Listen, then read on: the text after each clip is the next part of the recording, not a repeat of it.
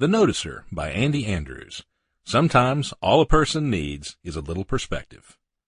The Noticer is published by Thomas Nelson Incorporated and read by the author. Chapter 1. His name was Jones. At least that's what I called him. Not Mr. Jones, just Jones. He called me young man or son, and I rarely heard him call anyone else by name either. It was always young man or young lady, child or son. He was old, but the kind of old that is difficult to quantify. Was he 65 or 80? Or 180? And every single time I ever laid eyes on him, he had an old brown suitcase close at hand. Me? I was 23 when I saw him for the first time. He held out his hand, and for some reason I took it. Looking back on the moment, I think that act in itself was a small miracle.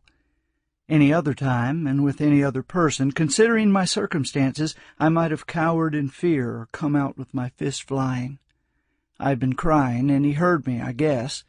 My cries were not the muffled sobs of loneliness or the whimpering of discomfort, though certainly I was lonely and uncomfortable, but the anguished wail that a guy will let loose only when he is sure there is no one around to hear him. And I was sure. Wrong, obviously, but sure. At least as sure as one spending another night under a pier can be.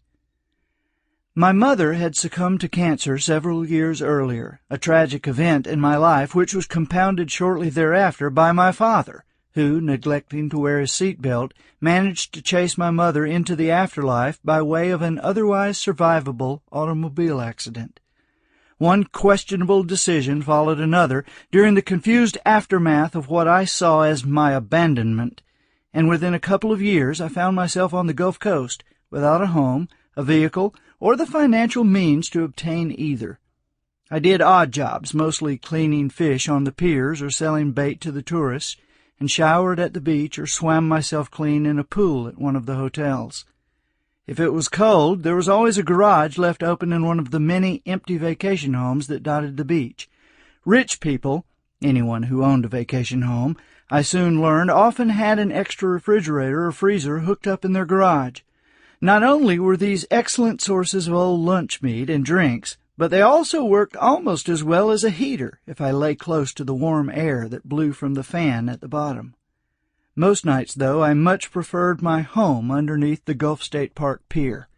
I had a large hole dug in and smoothed out, right where the concrete met the sand.